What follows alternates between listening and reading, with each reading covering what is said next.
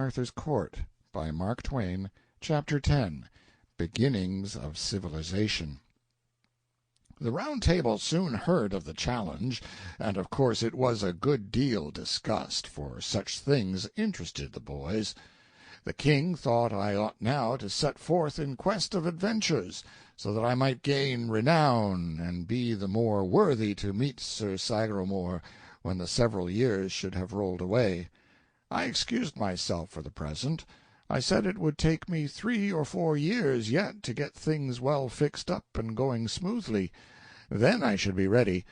All the chances were that at the end of that time Sir Sagramor would still be out grailing, so no valuable time would be lost by the postponement. I should then have been in office 6 or 7 years, and I believed my system and machinery would be so well developed that I could take a holiday without its working any harm. I was pretty well satisfied with what I had already accomplished. In various quiet nooks and corners I had the beginnings of all sorts of industries under way, nuclei of future vast factories, the iron and steel missionaries of my future civilization. In these were gathered together the brightest young minds I could find, and I kept agents out raking the country for more all the time. I was training a crowd of ignorant folk into experts in every sort of handiwork and scientific calling. These nurseries of mine went smoothly and privately along undisturbed in their obscure country retreats, for nobody was allowed to come into their precincts without a special permit, for I was afraid of the church. I had started a teacher factory and a lot of Sunday schools the first thing. As a result, I now had an admirable system of graded schools in full blast in those places, and also a complete variety of Protestant congregations, all in a prosperous and growing condition. Everybody could be any kind of a Christian he wanted to. There was perfect freedom in that matter, but I confined public religious teaching to the churches and the Sunday schools, permitting nothing of it in my other educational buildings. I could have given my own sect the preference and made everybody a Presbyterian without any trouble, but that would have been to affront a law of human nature. Spiritual wants and instincts are as various in the human family as are physical appetites, complexions, and features, and a man is only at his best, morally, when he is equipped with a religious garment whose color and shape and size most nicely accommodate themselves to the spiritual complexion, angularities, and stature of the individual who wears it. And, besides, I was afraid of a united church. It makes a mighty power, the mightiest conceivable, and then when it by and by gets into selfish hands, as it is always bound to do, it means death to human liberty and paralysis to human thought. All mines were royal property, and there were a good many of them. They had formerly been worked as savages always worked mines, holes grubbed in the earth, and the mineral brought up in sacks of hide by hand at the rate of a ton a day. But I had begun to put the mining on a scientific basis as early as I could. Yes, I had made pretty handsome progress when Sir Sagramor's challenge struck me. 4 years rolled by, and then, well, you would never imagine it in the world. Unlimited power is the ideal thing when it is in safe hands. The despotism of heaven is the one absolutely perfect government. An earthly despotism would be the absolutely perfect earthly government, if the conditions were the same, namely, the despot the perfectest individual of the human race, and his lease of life perpetual. But as a perishable, perfect man must die, and leave his despotism in the hands of an imperfect successor. An earthly despotism is not merely a bad form of government, it is the worst form that is possible. My works showed what a despot could do with the resources of a kingdom at his command. Unsuspected by this dark land, I had the civilization of the 19th century booming under its very nose. It was fenced away from the public view, but there it was, a gigantic and unassailable fact, and to be heard from yet, if I lived and had luck. There it was, as sure a fact, and as substantial a fact, as any serene volcano, standing innocent with its smokeless summit in the blue sky, and giving no sign of the rising hell in its bowels. My schools and churches were children 4 years before; they were grown up now. My shops of that day were vast factories now.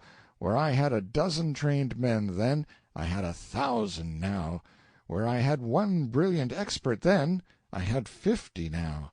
I stood with my hand on the cock, so to speak, ready to turn it on and flood the midnight world with light at any moment. But I was not going to do the thing in that sudden way. It was not my policy. The people could not have stood it, and, moreover, I should have had the established Roman Catholic Church on my back in a minute. No, I had been going cautiously all the while. I had had confidential agents trickling through the country some time, whose office was to undermine knighthood by imperceptible degrees, and to gnaw a little at this and that and the other superstition, and so prepare the way gradually for a better order of things. I was turning on my light one candle power at a time, and meant to continue to do so. I had scattered some branch schools secretly about the kingdom, and they were doing very well. I meant to work this racket more and more as time wore on, if nothing occurred to frighten me.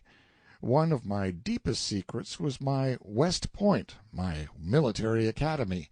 I kept that most jealously out of sight, and I did the same with my naval academy, which I had established at a remote seaport. Both were prospering to my satisfaction. Clarence was 22 now, and was my head executive, my right hand. He was a darling. He was equal to anything. There wasn't anything he couldn't turn his hand to. Of late I had been training him for journalism, for the time seemed about right for a start in the newspaper line. Nothing big, but just a small weekly for experimental circulation in my civilization nurseries. He took to it like a duck. There was an editor concealed in him, sure. Already he had doubled himself in one way. He talked 6th century and wrote 19th. His journalistic style was climbing steadily. It was already up to the back settlement Alabama mark, and couldn't be told from the editorial output of that region either by matter or flavor. We had another large departure on hand, too. This was a telegraph and a telephone, our first venture in this line. These wires were for private service only, as yet, and must be kept private until a riper day should come. We had a gang of men on the road, working mainly by night. They were stringing ground wires. We were afraid to put up poles, for they would attract too much inquiry. Ground wires were good enough in both instances, for my wires were protected by an insulation of my own invention which was perfect.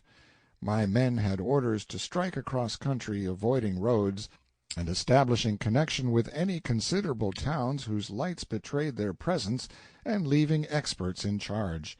Nobody could tell you how to find any place in the kingdom, for nobody ever went intentionally to any place, but only struck it by accident in his wanderings, and then generally left it without thinking to inquire what its name was.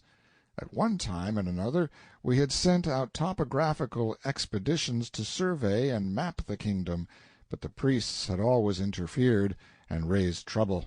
So we had given the thing up for the present. It would be poor wisdom to antagonize the Church. As for the general condition of the country, it was as it had been when I arrived in it, to all intents and purposes. I had made changes, but they were necessarily slight, and they were not noticeable. Thus far I had not even meddled with taxation, outside of the taxes which provided the royal revenues. I had systematized those, and put the service on an effective and righteous basis.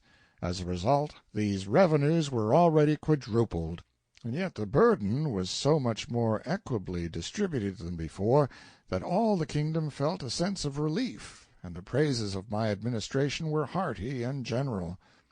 Personally, I struck an interruption now, but I did not mind it. It could not have happened at a better time.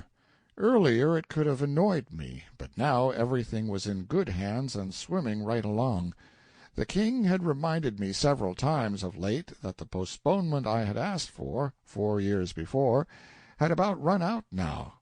It was a hint that I ought to be starting out to seek adventures and get up a reputation of a size to make me worthy of the honor of breaking a lance with Sir Sagramor, who was still out grailing, but was being hunted for by various relief expeditions, and might be found any year now. So you see I was expecting this interruption. It did not take me by surprise. End of chapter 10.